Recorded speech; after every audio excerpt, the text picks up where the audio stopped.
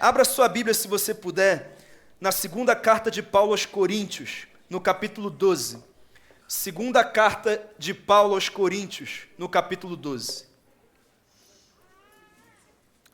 Eu vou ler do verso 1 ao verso 10 e eu queria que você acompanhasse comigo essa leitura. Você encontrou aí? Diz assim o texto: é necessário que eu continue a gloriar-me, ainda que não ganhe nada com isso. Passarei a referir-me às visões e às revelações do Senhor.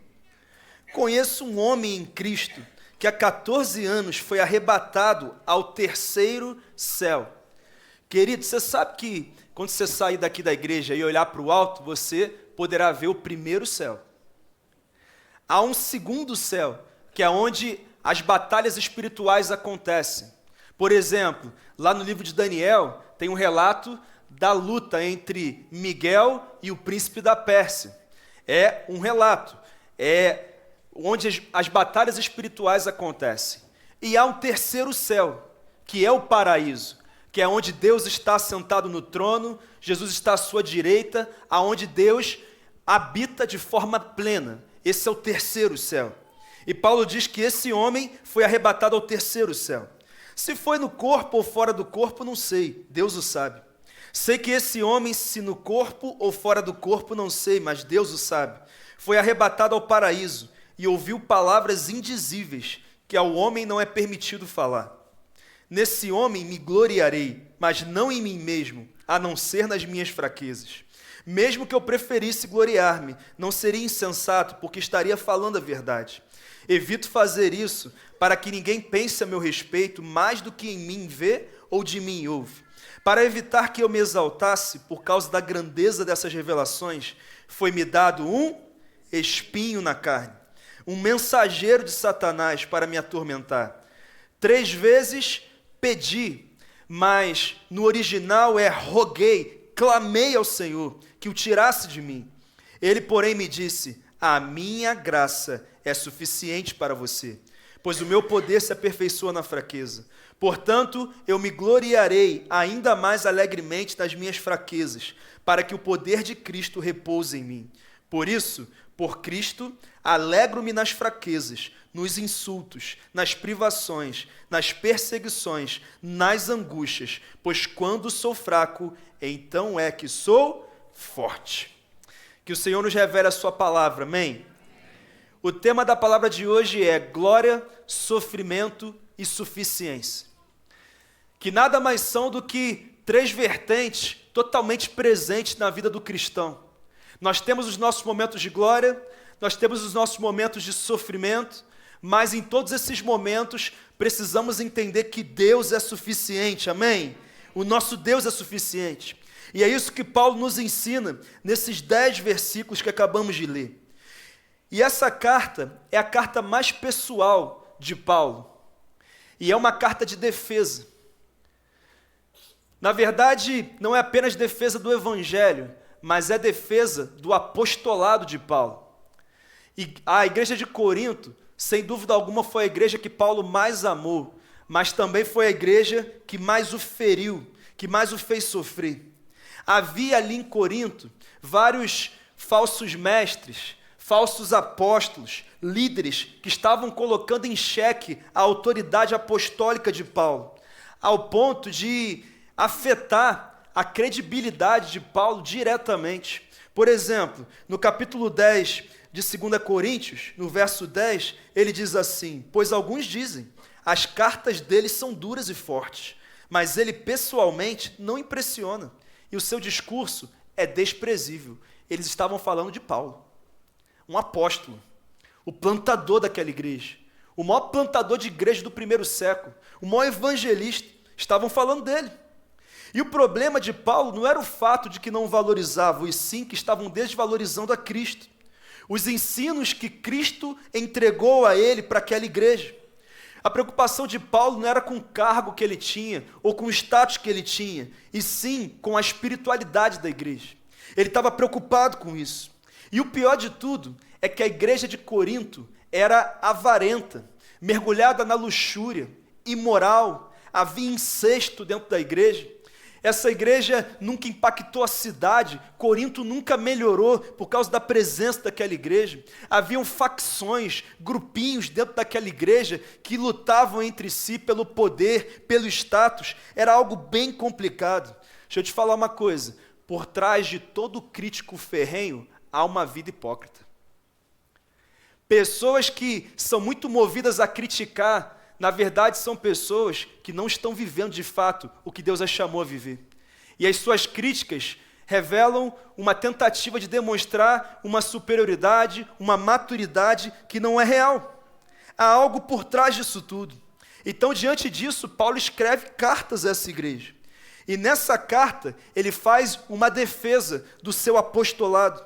E ele conta sobre uma experiência sobrenatural. Ele conta que havia um homem, 14 anos antes, que foi levado, arrebatado ao terceiro céu. E então, esse homem teve uma visão muito forte, muito real. Ele esteve ali, ele esteve presente no céu. Na verdade, Paulo começa a explicar isso. Ele diz, eu não sei se foi no corpo ou se foi fora do corpo, mas Deus o sabe. E ele vai avançando. Ele diz que esse homem teve contato a questões que as palavras humanas não são capazes de descrever, porque assim é o céu, nem mesmo é permitido falar. Mas então Paulo diz que ele está, na verdade, falando dele.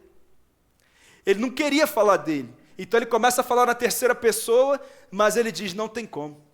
Mas para que eu não me exaltasse com a grandeza dessas revelações, me foi posto, por Deus, um espinho na carne. Um mensageiro de Satanás, para me esbofetear, um tipo de sofrimento que realmente incomodava Paulo. E esse sofrimento levou a por 3 vezes clamar a Deus, tire isso de mim. E a resposta de Deus foi, a minha graça é suficiente para você, pois o meu poder se aperfeiçoa na sua fraqueza. Então Paulo conclui dizendo que depois dessa resposta de Deus, ele aprendeu algo muito simples. Eu preciso saber me gloriar e me alegrar nos meus momentos de glória e também preciso aprender a me alegrar nos meus momentos de fraqueza, de dificuldade, até nos meus espinhos, porque quando sou fraco, então sou forte. Quando eu sou fraco, então sou forte. Mas o que era esse espinho na carne de Paulo, que mesmo ele sendo quem era, Deus disse, eu não vou tirar. Há um consenso muito forte de que era a sogra dele. Brincadeira. Brincadeira, que as sogras são uma benção. Sogra é uma benção. Mas há muitas teorias sobre o que era de fato esse espinho. Alguns dizem que era uma doença física, um problema. Depois que Paulo teve um encontro com Cristo a caminho de Damasco, ele ficou cego por um tempo, depois ele voltou a enxergar, mas que haviam ficado sequelas na sua visão, dessa condição na sua visão. Então, inclusive quando ele escreve aos Gálatas, ele fala, veja com que grandes letras eu escrevo, ou seja, é como se fosse uma constatação de que ele tinha um problema de vista, mas isso não é uma certeza. Outros dizem que tinha a ver com a ex-mulher de Paulo, porque Paulo, como um membro do Sinédrio, deveria ser casado, mas algo aconteceu aí no processo que a mulher dele largou ele e ele tinha que vê-la com outro homem, e aquilo ali machucava ele.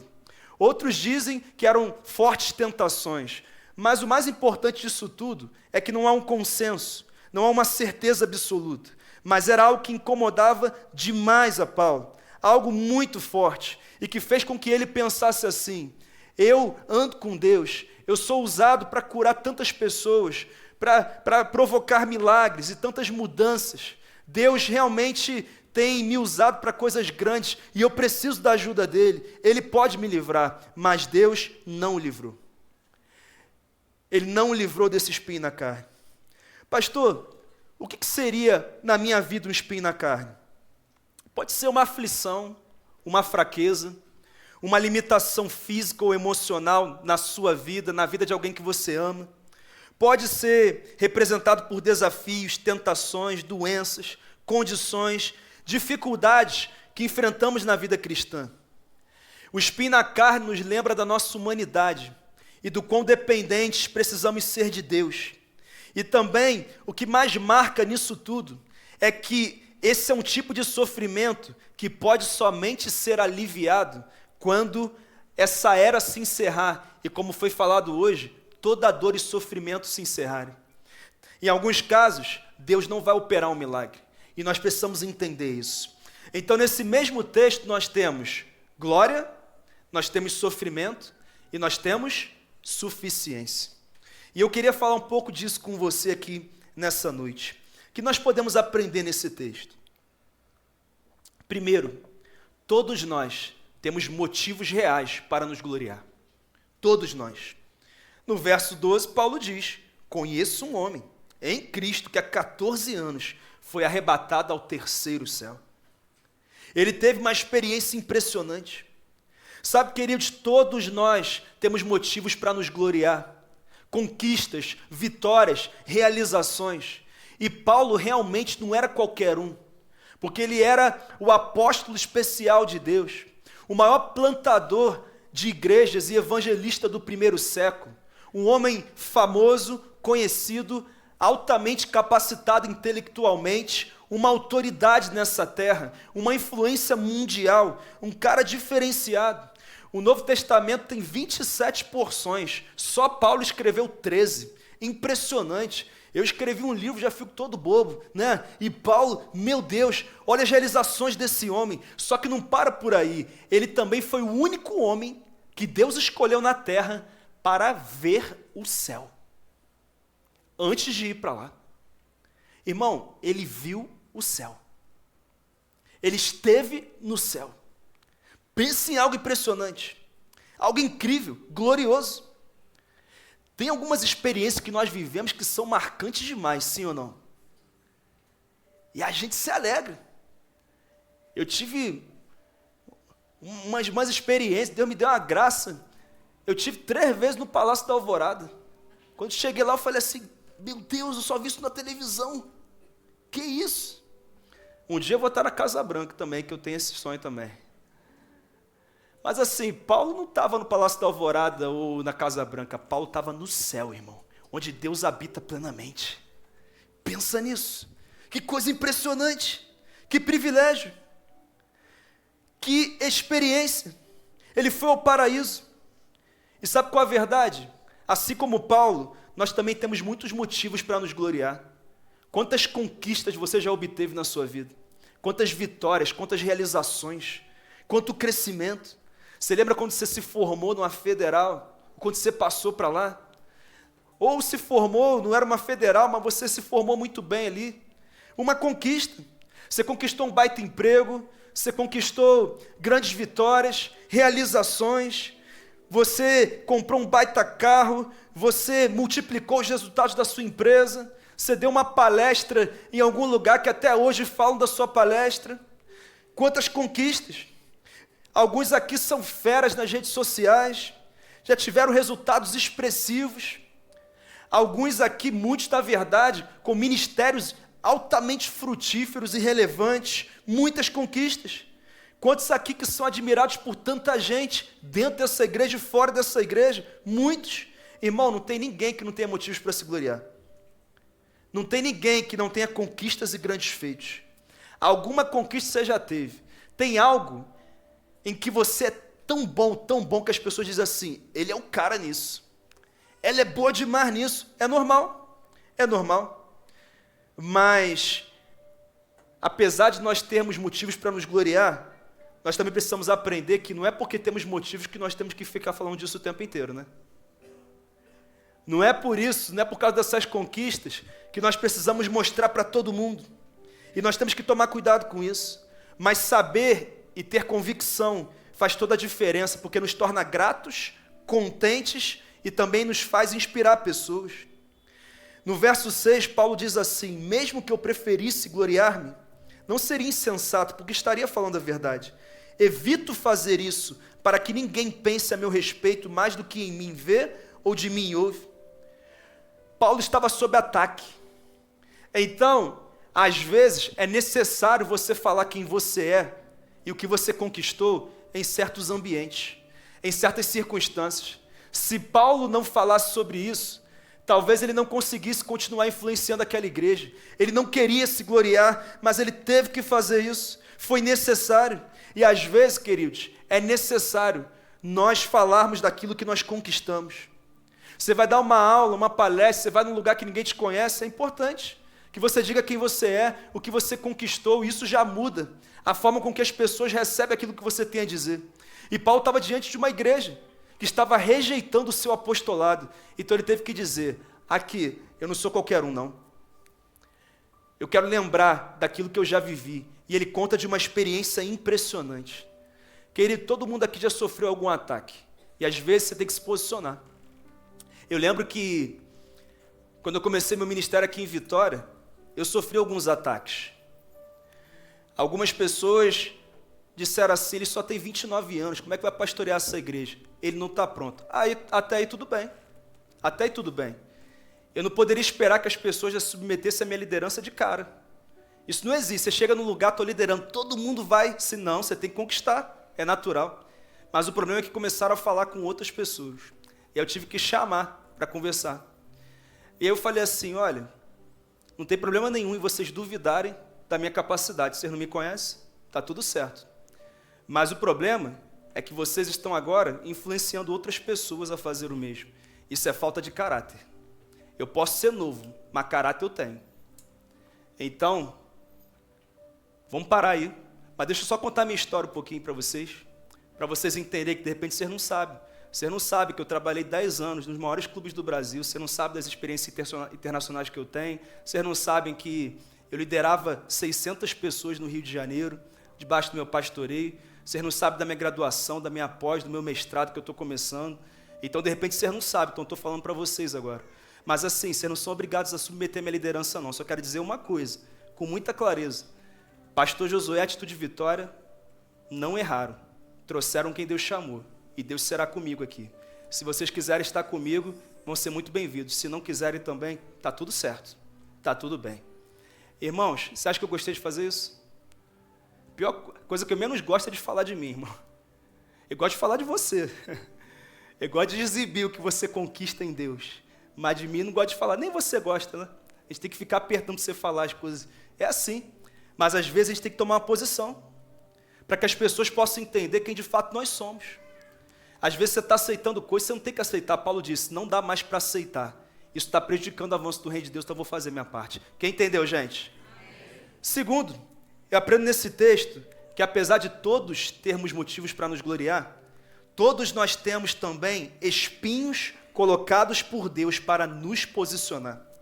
No verso 7, diz assim, para evitar que eu me exaltasse, por causa da grandeza dessas revelações, foi-me dado um espinho na carne, um mensageiro de Satanás para me atormentar.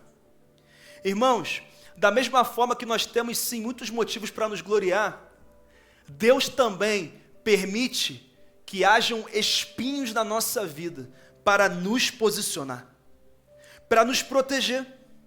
E Paulo, ele foi arrebatado ao terceiro céu. E ele está contando essa experiência. Até o momento antes desse arrebatamento, tudo que ele tinha vivenciado nessa terra, conquistado, ainda não tinha tirado o foco dele. Mas depois que ele tem essa experiência, Deus decide dar a ele um espinho na carne, com o propósito de que Paulo não se exaltasse, de que ele realmente entendesse que se não fosse Deus, ele estaria perdido. Que ele podia ter conquistado muitas coisas, mas ele fez isso porque Deus permitiu, o capacitou e abriu o caminho para ele. Não era apenas sobre ele. Então ele diz, foi-me dado por Deus um espinho na carne. Deixa eu te falar uma coisa, tem umas conquistas que a gente alcança, que se Deus não colocar espinho, já era, a gente se perde, irmão. Tem as coisas que a gente vive, os momentos que a gente vive de glória, que se Deus não nos posicionar no nosso lugar, já era. Nós vamos realmente nos achar demais. Deus irá nos perder. A tua esposa te perde. O teu marido te perde, o teu filho te perde, o teu pai te perde. Sabe, isso é uma verdade. A tua igreja te perde.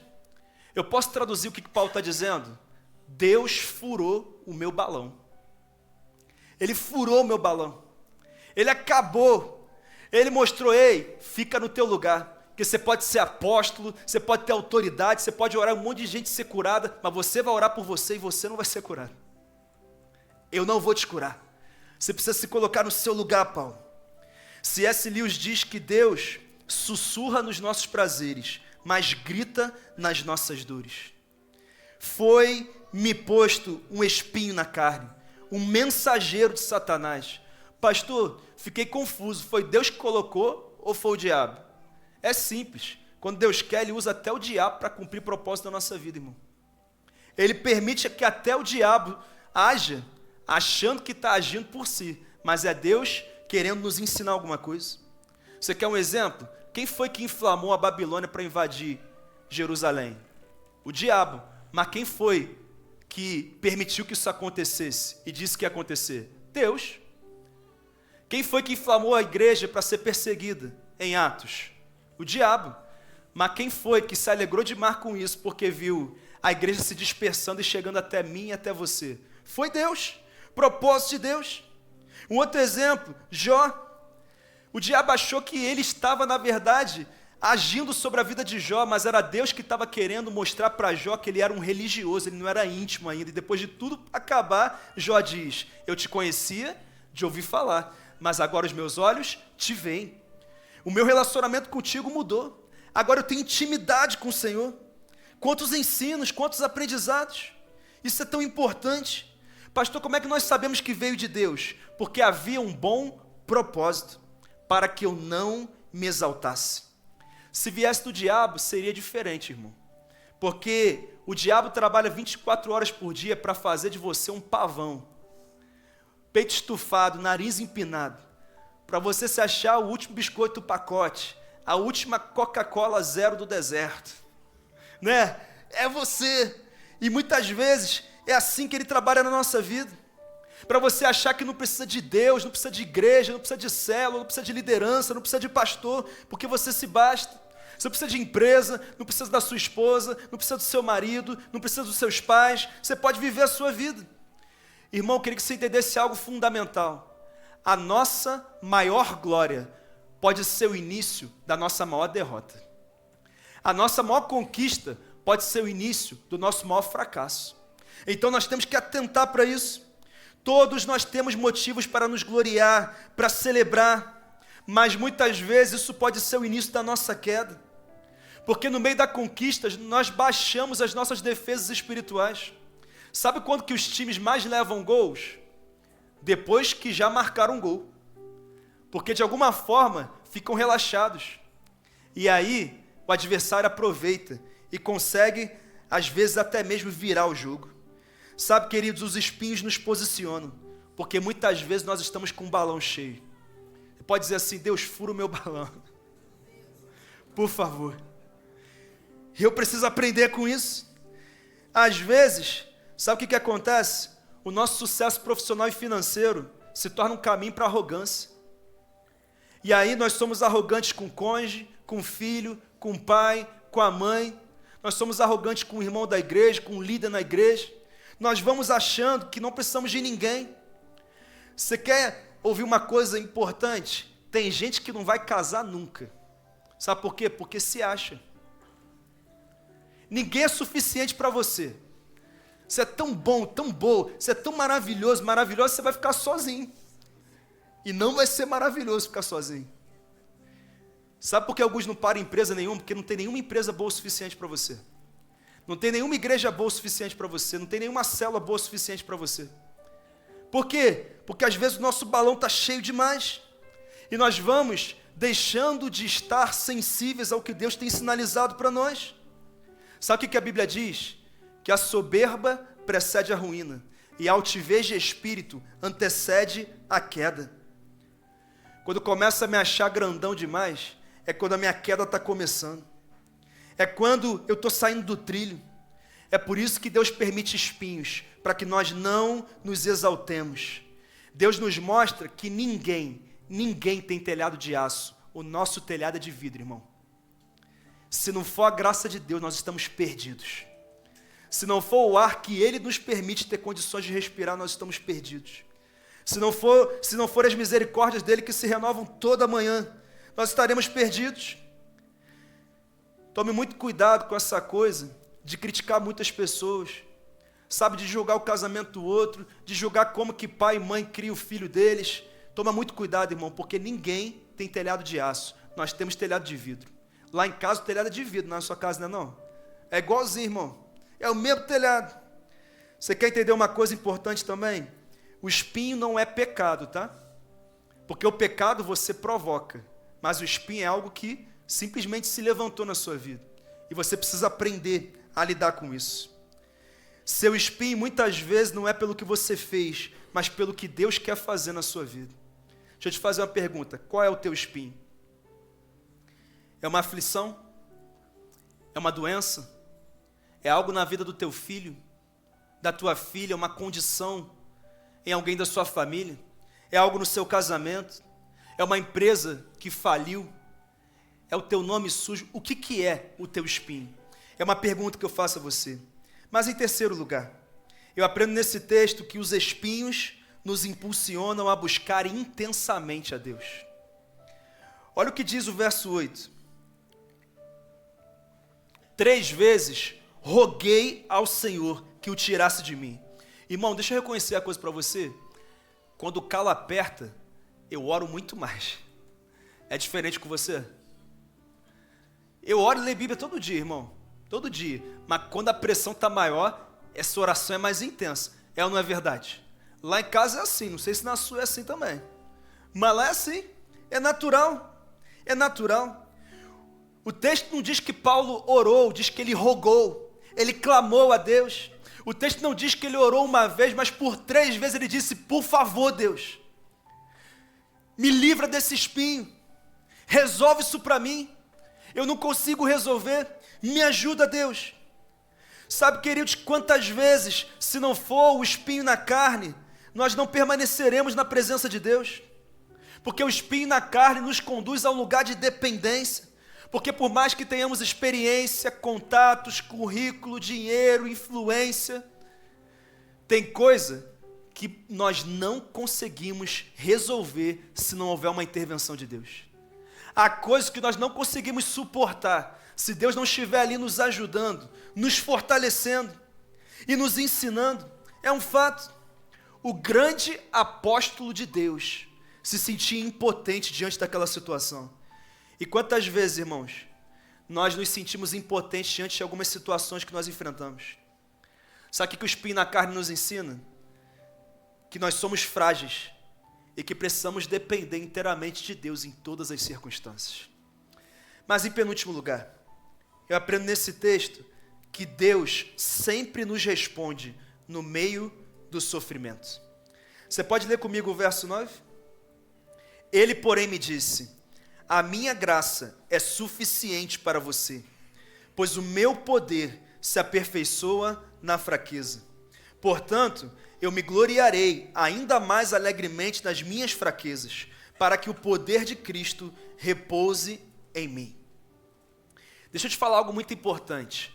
Deus sempre responde às nossas orações. E Ele só tem 3 respostas: sim, não e ainda não. Deus sempre responde às nossas orações. Mas é importante nós entendermos uma diferenciação importante. Responder é diferente de atender. Não será sempre que Deus atenderá às nossas orações, mas Ele sempre irá respondê-las. Sim, não ou ainda não. Quem está entendendo, gente? E é isso que nós precisamos entender. E o texto diz que Paulo rogou e Deus respondeu, mas não respondeu da forma que ele esperava. E aqui eu deixo claro que não é errado você clamar a Deus para que te livre do sofrimento. Não é errado. Você não vê Deus repreendendo Paulo, porque Paulo estava pedindo para ser curado ou ser liberto daquele espinho na carne. Você não vê isso acontecendo. Deus não repreende ele. Não é errado você dizer: Deus, por favor, acaba com esse sofrimento. Deus, resolve isso na vida do meu filho. Deus, resolve isso no meu casamento. Deus, eu preciso do Senhor. Não é errado, não. Deus não repreendeu Paulo, não, irmão. Ele também não repreendeu Jesus no Getsêmani, quando Jesus disse: se possível, afasta de mim esse cálice. Ele não repreendeu. Ele também não repreendeu Jó, quando Jó, já ali lutando com Deus: Deus, pelo amor de Deus, me ajuda. Ele não repreendeu. Mas nenhum desses homens que eu citei condicionou a fé ao sofrimento. O problema é que a fé de muitos cristãos está condicionada ao sim de Deus às suas orações.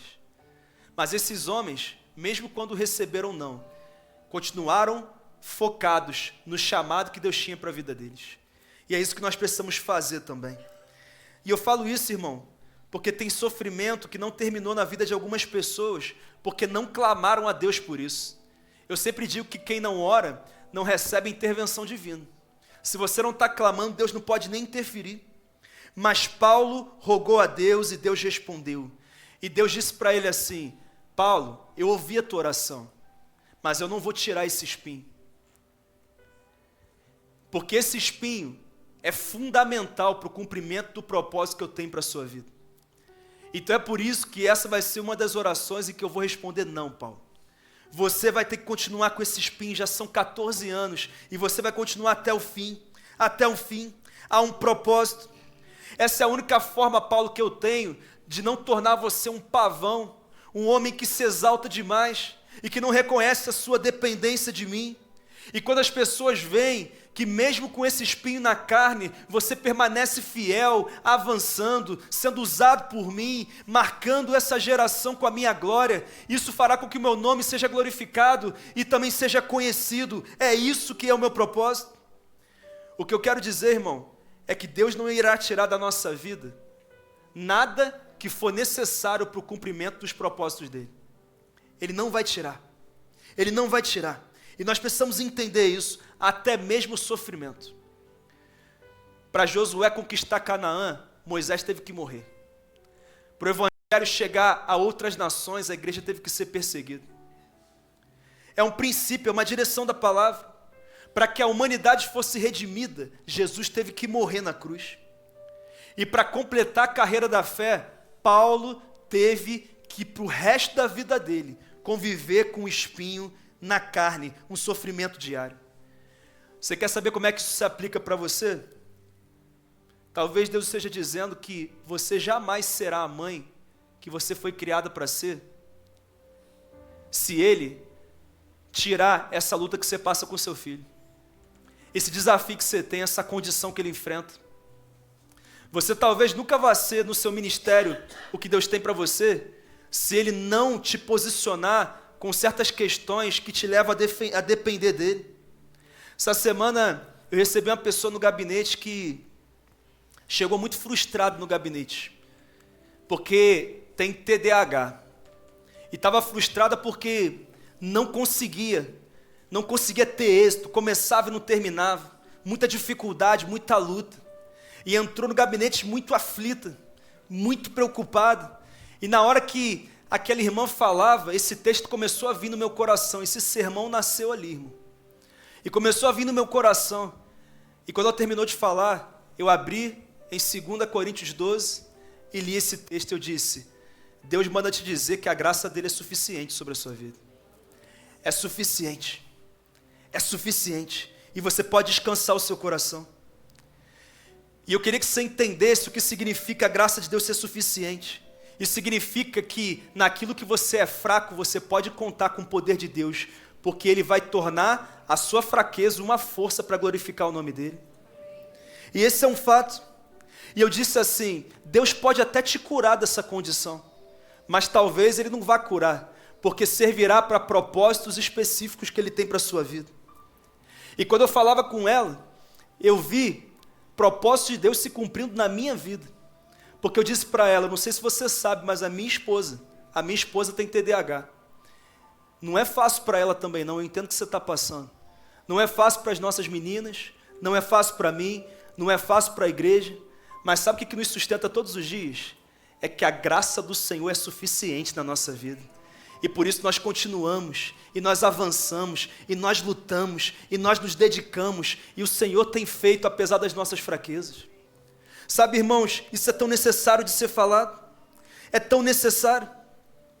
O que Deus estava dizendo para Paulo é que as bênçãos espirituais são mais importantes do que as físicas. Paulo era um cristão melhor por causa da sua fraqueza, embora ele pensasse o contrário. E eu e você também somos melhores pelo fato de Deus não tirar certos espinhos da nossa vida. Porque essa é uma oportunidade para que o nome dele seja glorificado, para que as pessoas olhem para a nossa vida e digam, mesmo com essas limitações, Deus continua fazendo, agindo, se manifestando, e as pessoas ficam impressionadas como é possível. É possível porque o poder dele se aperfeiçoa na nossa fraqueza. É possível.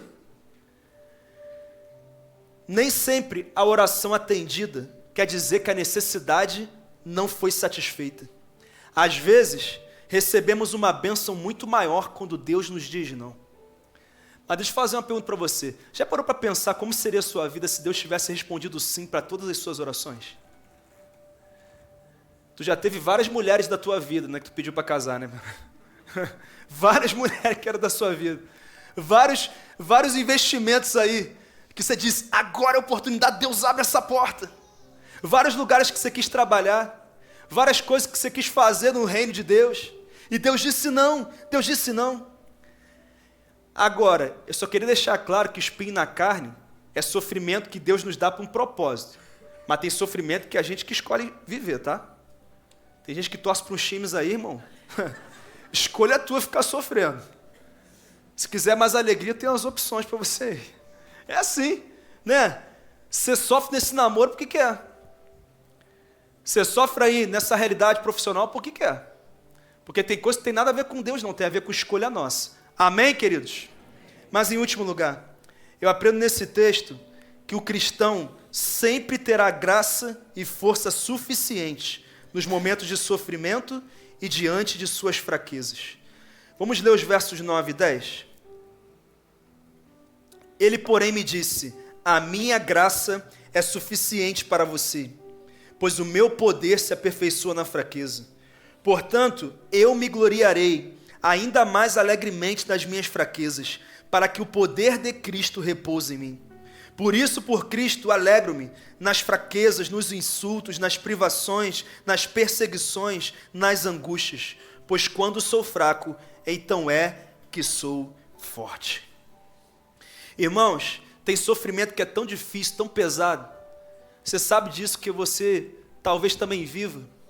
Dores, desafios, que muitas vezes você pode ser tentado a dizer, eu vou largar tudo, eu vou jogar tudo para o alto, eu vou extrapolar, eu vou retroceder, eu não vou fazer, eu vou largar a família, eu vou blasfemar contra Deus. Sabe o que o verso 9 diz? Ele diz exatamente isso, a minha graça é suficiente para você. É como se Deus estivesse dizendo, Paulo, aqui esse espinho dói a beça, não dói? Aí Paulo diz, dói, mas eu não vou tirar de você, porque mesmo com esse espinho, a minha graça é suficiente para te suportar e te fortalecer. Era Deus falando com ele. E você sabe que, da mesma forma que a Bíblia diz que não sobrevirá sobre nós tentação alguma que não sejamos capazes de vencer, ela também diz que não virá sobre nós sofrimento algum que em Cristo nós não possamos suportar. É o que a Bíblia nos ensina. Ou seja, a Bíblia nos dá o que precisamos para as duas coisas mais difíceis da vida, que são as tentações e os sofrimentos. Nós podemos vencer as tentações e nós podemos suportar qualquer sofrimento. E isso bate com o que Paulo diz em Filipenses 4. Olha o que ele diz, querido. Não estou dizendo isso porque esteja necessitado, pois aprendi a contentar-me em toda e qualquer circunstância. Sei o que é passar necessidade e sei o que é ter fartura. Aprendi a passar por toda e qualquer situação, seja bem alimentado, seja com fome, tendo muito ou passando necessidade. Tudo posso naquele que me fortalece. Tudo posso. Eu posso passar por perseguição. Eu posso passar por aplausos, porque eu posso todas as coisas naquele que me fortalece. Ei, o problema não é o sofrimento, mas é com quem estamos no sofrimento. E Deus está com você. E se você entender que a graça de Deus é suficiente, você nunca encontrará justificativa para desistir, para parar, para retroceder. O poder de Deus se aperfeiçoa na nossa fraqueza. Existe graça na satisfação de qualquer necessidade. Sabe, queridos, esse texto nos ensina que nem todos os dias são de glória ou de sofrimento, mas todos os dias podem ser de suficiência em Deus. Todos os dias, Deus é suficiente. Você pode dizer, Deus é suficiente. E sabe, hoje, na Escola do Avivamento, nós falamos sobre o custo do discipulado. E nós falamos do custo do sofrimento. E ser crente é também sofrer. É também enfrentar lutas. Mas há uma promessa. As leves e momentâneas tribulações desse tempo não se comparam com o peso da glória que em nós há de ser revelado. Há cruz, mas também haverá coroa. Há sofrimento, mas haverá glória. Em todos os dias nós temos suficiência de Deus, cuidado de Deus, proteção de Deus. É isso que Paulo nos ensina nesse texto. Ele pediu cura, mas Deus derramou graça. Sabe, querido, eu não sei qual é o teu espinho, eu não sei qual o desafio que você vive, eu não sei se é algo na vida do teu filho, na vida dos teus pais, na vida de alguém que você ama, algo no seu corpo, algo nas suas emoções, eu não sei o que é. O que eu sei é que hoje Deus está te dizendo: a minha graça é suficiente para você, a minha graça é suficiente para você, o meu poder se aperfeiçoa na sua fraqueza. Para de pensar que as suas limitações limitam o poder de Deus, mas as nossas limitações abrem o caminho para que o poder de Deus se manifeste. Aleluia! Aleluia! Glória, sofrimento e suficiência. Se você entender isso, eu tenho certeza que você prevalecerá diante de qualquer tentação, diante de qualquer sofrimento. O nome do Senhor será glorificado, será tornado conhecido, pessoas vão se inspirar no seu testemunho de vida para dizer: se ele consegue com esse Deus, eu também quero esse Deus. Quem recebe essa palavra, amém? Eu quero orar com você agora, se puder feche os seus olhos.